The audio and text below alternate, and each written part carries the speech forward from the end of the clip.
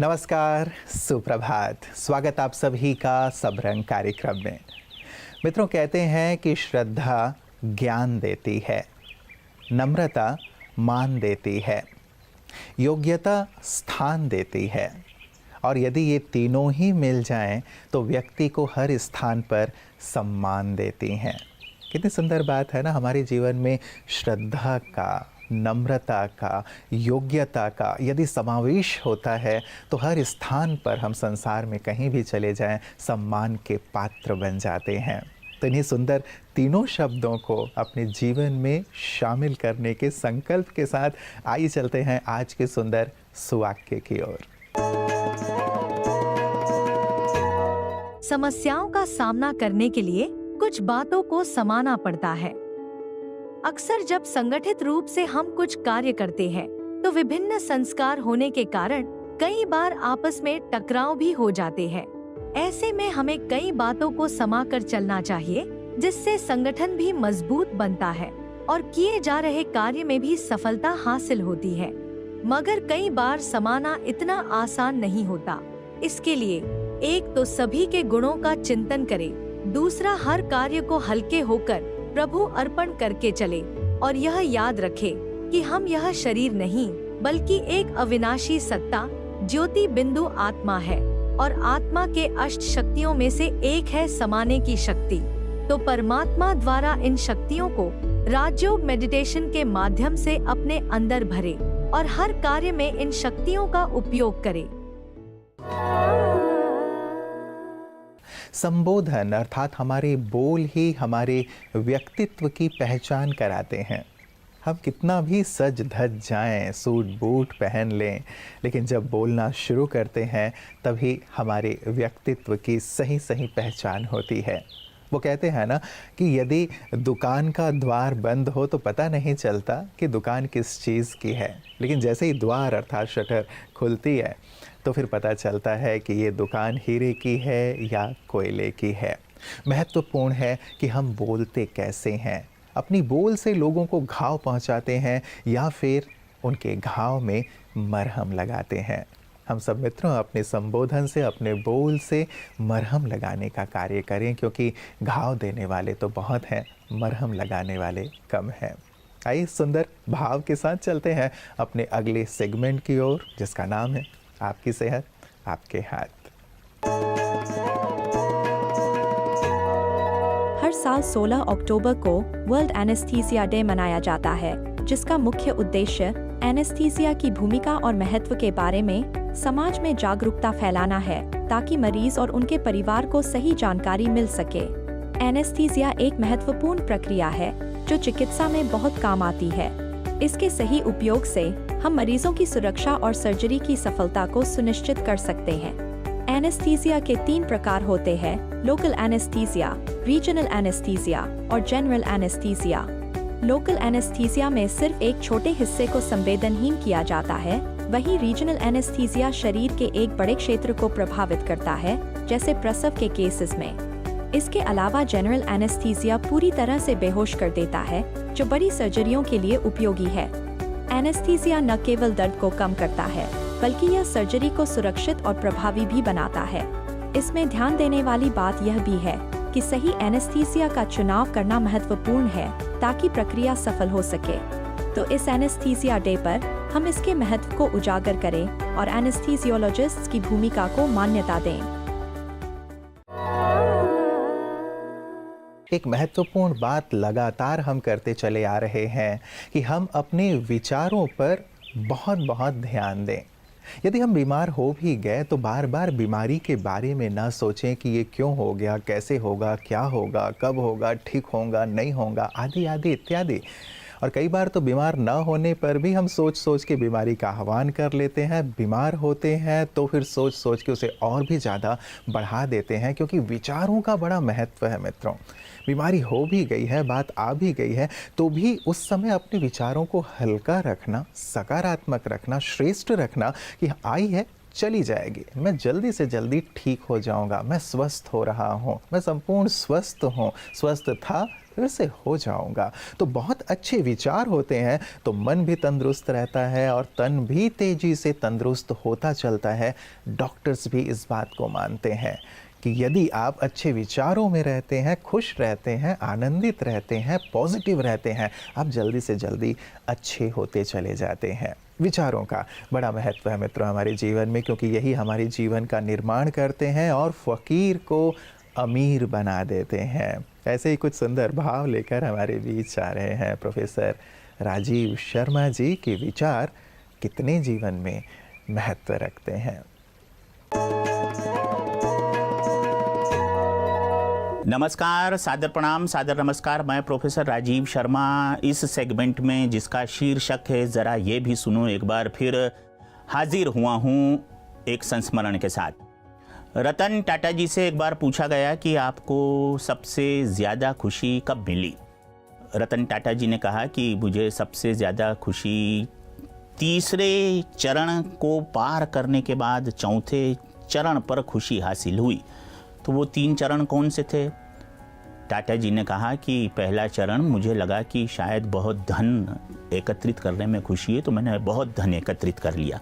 मुझे खुशी मिली मगर जल्दी ही वो खुशी विलुप्त होने लगी। फिर मैंने दूसरे चरण में सोचा कि शायद विश्व का कीमती सामान मैं एकत्रित कर लूं तो उससे मुझे खुशी मिलेगी। मैं दुनिया से बड़ा कीमती सामान ले आया, उससे भी मुझे सामानों की चमक से खुशी मिली मगर ज़्यादा दिन तक नहीं टिकी। फिर मुझे लगा कि कोई बड़ा व्यापार व्यवसाय होना चाहिए। एशिया का सबसे बड़ा इस्पात कारखाना का मैं मालिक बन गया। मुझे लगा अब मैं खुश होऊंगा, लेकिन ये खुशी भी धीरे धीरे कम होती गई। लेकिन चौथे चरण में मुझे सच्ची खुशी मिल गई। वो कैसे मिली? प्रश्न किया साक्षात्कार लेने वाले ने। रतन टाटा जी ने कहा कि एक बार मेरा एक मित्र मेरे पास आया और उसने कहा कि कुछ विकलांग बच्चे हैं पैरों से, उनके लिए ट्राइसिकल दे दो। 200 ट्राइसिकल की ज़रूरत थी। मैंने 200 ट्राइसिकल दे दी। मेरे मित्र ने कहा नहीं मुझे मत दो, आप चल के उन बच्चों को दो। उन बच्चों के पास में पहुंचा। उन्हें जाकर मैंने जैसे ही ट्राइसिकलें दी तो सब ने समन्वित स्वर में कहा थैंक यू अंकल। मुझे लगा कि यहाँ पर मुझे असली खुशी मिल रही है, मगर उसके बाद जो हुआ उसने तो मुझे शाश्वत खुशी ही दे दी। वो बच्चे ट्राइसिकलों पर इधर उधर चलने लगे, खेलने लगे, मुस्कुराने लगे, किलकारियाँ लगाने लगे। एक पिकनिक स्पॉट जैसा माहौल हो गया। मैं देखकर खुशी महसूस करते हुए घर जाने के लिए वापस मुड़ा ही था कि एक बच्चे ने आकर मेरे एक पाँव को पकड़ लिया। ट्राइसिकल पर सवार था वो। मैंने बच्चे की तरफ देखा और पूछा बेटा तुझे कुछ और चाहिए? तो उस बच्चे ने कहा कि नहीं मुझे कुछ और नहीं चाहिए। तो फिर तू मेरी तरफ क्या देख रहा है? तो बच्चे ने कहा मैं आपके चेहरे को बहुत गौर से देख रहा हूँ अंकल जी। तो रतन टाटा जी ने कहा कि क्यों देख रहा है? उस बच्चे ने जो जवाब दिया, रतन टाटा कहते हैं कि वो मेरे जीवन की सबसे बड़ी खुशी मुझे उस बच्चे के उत्तर से मिली। उस बच्चे ने कहा कि आदरणीय अंकल जी मैं आपके चेहरे को बहुत ध्यान से इसलिए देख रहा हूँ क्योंकि मैं अपने आपके चेहरे को अपने मन मस्तिष्क में स्थायी तौर पर बसा लेना चाहता हूँ, ताकि जब आप और मैं मरने के बाद स्वर्ग में मिलें तो मैं आपके चेहरे से आपको पहचान सकूँ और वहाँ पर भी एक बार फिर से आपको थैंक यू कह सकूँ। रतन टाटा कहते हैं कि यह शाश्वत खुशी ही मेरे जीवन की सबसे बड़ी और असली खुशी थी।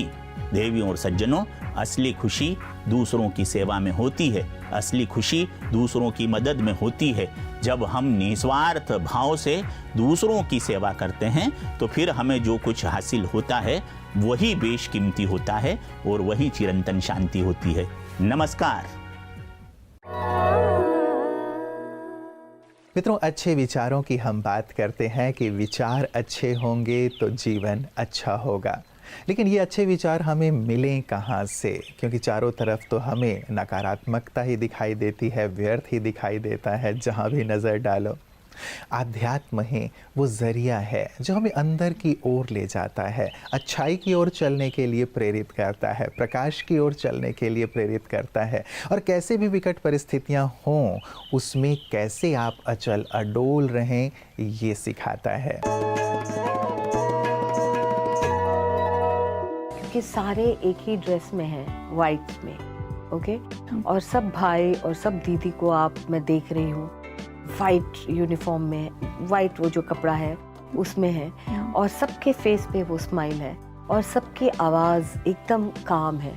सो इससे मुझे ऐसा पता चलता है कि यहाँ के लोग इमोशनली डिस्टर्ब नहीं है, और होते भी होंगे तो उनमें इतनी ज्ञान या कुछ तो है कि वो अपने लाइफ को हैप्पी कर पा रहे हैं। यहाँ पे इतने सारे लोग मेडिटेट करके इतना हैप्पीनेस फील कर रहे हैं ऑटोमेटिकली उनके प्रेजेंस में। अगर आप शिवानी दीदी को उनके सामने, कल मैं बैठी थी और आज नेहा दीदी के सामने बैठी थी, और इतने सारे दादी दीदी सबके सामने, तो यू फील सो काम। मैं बॉम्बे में रहती हूँ, तो वहाँ पे अगर आप हॉलिडे में भी हो, घर में बैठे हो, आज काम नहीं है, घर के अंदर बैठे हैं, फिर भी एक ऐसा एक एनर्जी है वहाँ, फास्ट पेस्ड एनर्जी। कोई ना कोई फोन करके कुछ स्ट्रेस देगा, कुछ ना कुछ तो ऐसे होता है। फिर मुझे जान के मतलब कॉन्शियसली वो ये सोचना पड़ता है कि I am not gonna take stress, I am gonna meditate, I am gonna take it easy, I am gonna sleep. पर यहाँ वैसे नहीं है, यहाँ डिफॉल्ट सेटिंग ब्लिस की है, यहाँ डिफॉल्ट सेटिंग पीस का है। तो यहाँ आके एक पीस ऐसा लगता है। और सबसे ज्यादा तो यहाँ का भोजन, क्योंकि मेट्रोपॉलिटन सिटी में हम लोग बहुत मल्टी क्विजीन की ओर हम जाते हैं। कहीं फ्रेंच खाने चले गए, Japanese, Italian, pizza, fast food, और घर का खाना जो हम, मेरे चाइल्डहुड में मेरा घर का खाना ही था, सुबह से लेकर शाम तक, breakfast, lunch, dinner, even T में मेरी मम्मी खाना बनाती थी अपने हाथ से और हम खाते थे। उसके बाद जब मैं 20 या 21 इयर्स की थी, जब मैं फिल्मों में और कॉलेज के दिनों से एक्चुअली 89, तो ये सब ये बाहर का खाना, और अभी तो बाहर का ही हम लोगों से, फ्रेंड से मिलते हैं, घर पे किसी को नहीं बुलाते। हम किसी को कहते हैं आजा आज मेरे घर पे लंच करते हैं, हम क्या कहते हैं, चलो बाहर चलते हैं खाने पे। तो हम बाहर ही जाते हैं, बाहर का ही खाना खाते हैं। तो मुझे सबसे ज्यादा ये अच्छा लगा यहाँ पे कि यहाँ का खाना मुझे मेरे चाइल्डहुड का खाना मुझे याद दिला दिया। मित्रों, कहते हैं कि पंछी कभी भी अपने बच्चों को घोंसले बनाकर नहीं देते, वो केवल उन्हें उड़ना सिखाते हैं, उन्हें सक्षम बनाते हैं। बहुत ही सारगर्भित बात है मित्रों। हम भी अपने आसपास के लोगों को, अपने प्रियजनों को, अपने बच्चों को, अपने साथियों को यदि सक्षम बना दें, यदि योग्य बना दें, तो निश्चित रूप से वो भी अपने जीवन में आगे से आगे बढ़ेंगे, कभी भी गिरेंगे नहीं, कभी भी निराश नहीं होंगे, कभी भी हताश नहीं होंगे। कई बार हम ये सोचते हैं कि हम सब कुछ सहज सरल करके अपने बच्चों को या अपने प्रियजनों को दे दें, लेकिन वो उन्हें सक्षम नहीं बनाता। निश्चित रूप से यदि सक्षमता की ओर, योग्यता की ओर या फिर कलाओं को विकसित करने की ओर हमारा ध्यान रहेगा, तो सही अर्थों में हम उन्हें ऐसी काबिलियत दे पाएंगे जो अपने पैरों पर वो हमेशा हमेशा के लिए खड़े रहेंगे। तो अपने प्रियजनों के लिए, अपने बच्चों के लिए हम इस बात का विशेष ध्यान दें कि उनकी योग्यताओं का विकास हो, उनकी क्षमताओं का विकास हो, उनके अंदर की कलाओं और गुणों का विकास हो। हम कुछ ऐसा करें, इस पर ज़रूर चिंतन कीजिएगा। कल इसी वक्त आप सबसे पुनः मुलाकात होगी। नमस्कार, ओम शांति।